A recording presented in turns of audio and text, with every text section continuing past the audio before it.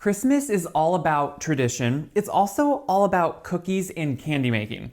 I am someone that grew up with so many different candies and cookies being made at Christmas, and the one that my mom and grandma perfected was peanut brittle.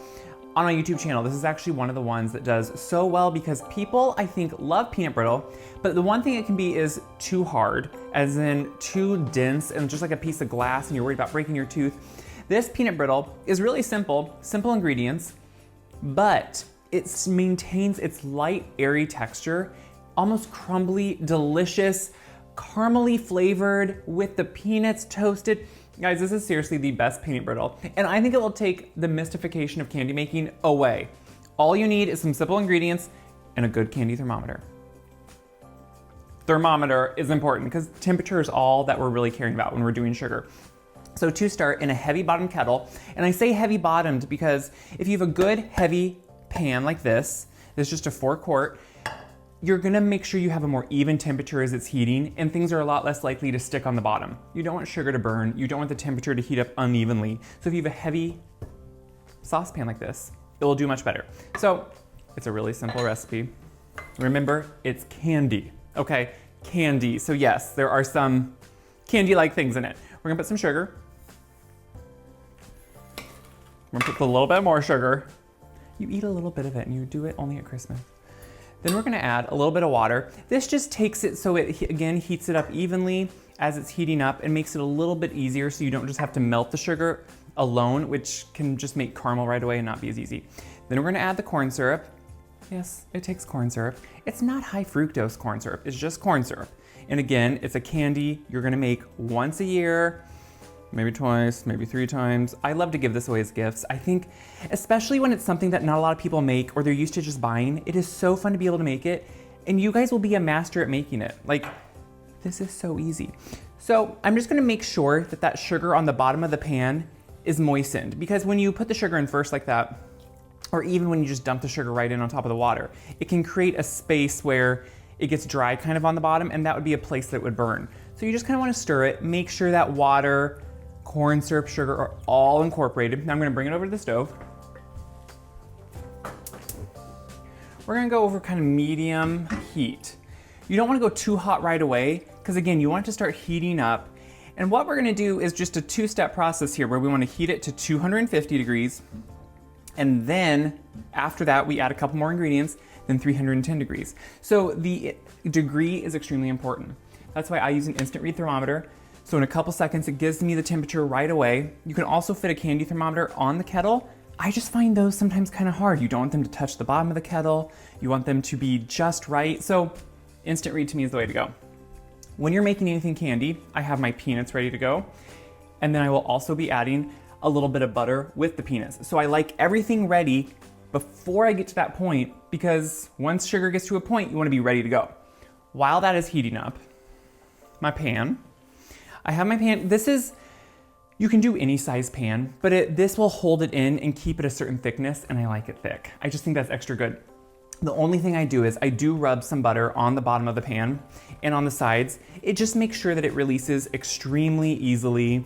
It also, to me, does give just a final, like, finishing flavor.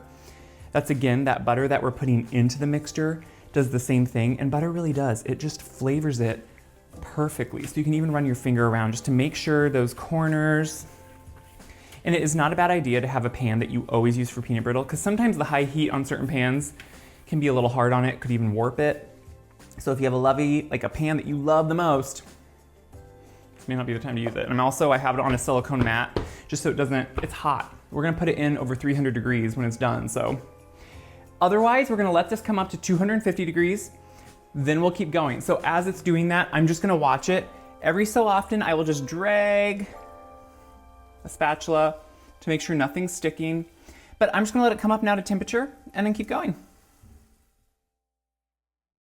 This has been cooking for a few minutes, and you can see that it's bubbling all over. The thing that is important to remember with any type of sugar candy making is you want to check the temperature every so often, and I like to stir it slowly around because the temperature changes. And what you'll notice is you get to certain temperatures faster, and then there's like a shelf of waiting time until you jump again. So I've been in like the 220s, around 230 for a couple minutes, and until it boils off some of that extra water, which is what will then help the temperature to keep rising. You just have to kind of cook for a while as it takes off that liquid. So you'll have times where it seems like it isn't moving, and then all of a sudden it will start moving again. So don't worry, just keep checking it every so often, keep watching it, and just check it in different spots, because that can make a difference.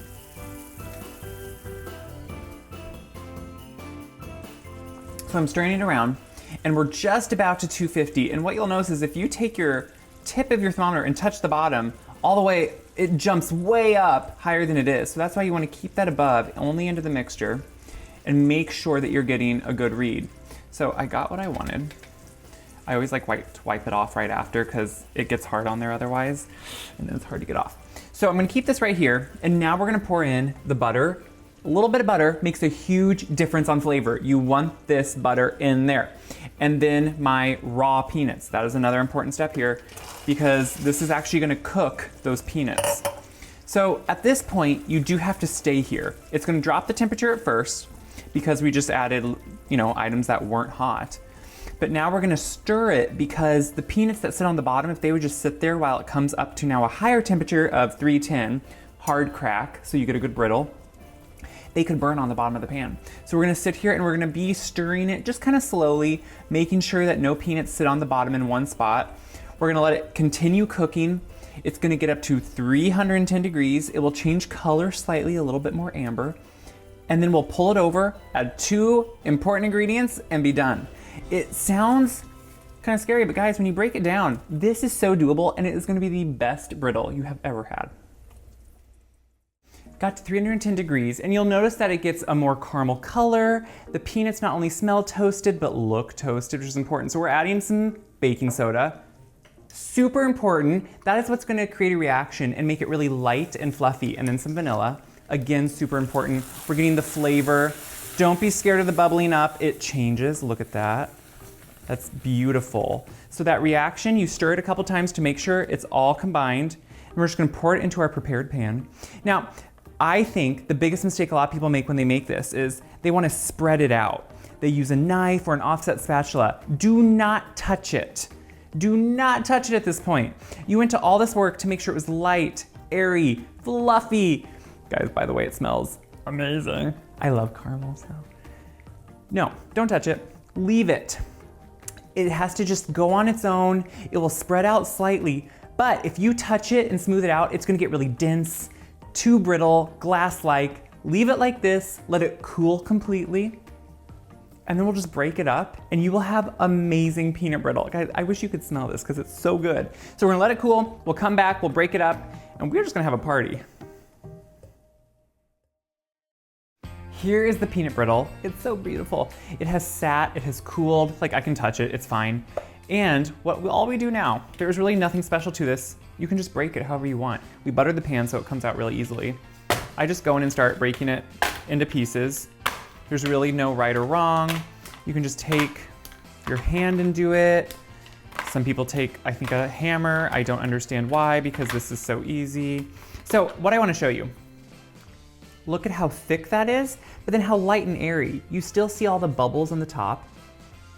It has just that great consistency and texture. And you can tell that just because it just breaks apart so easily. I'm gonna try it. This is one of my favorite Christmas candies. It has the toasted peanuts in it. It has the caramely, butterscotchy flavors. It's just really well balanced. So delicious. And it's one of my favorite ways to enjoy the holidays. It brings back so many memories, but then it allows me to create so many new ones and just keep passing on that tradition. I really hope you try this, but more so, I hope you share this video around because sharing the video really helps me. And it also helps so many other people see how easy some of these things are to make and to enjoy the holidays with or any special occasion. For more great recipes and this recipe, check out wiseguide.com. Pass it around, share it around. That's what the holidays and Christmas are all about. So until next time, I hope you try some peanut brittle because I'm saving this all for myself and eating it all, but seriously.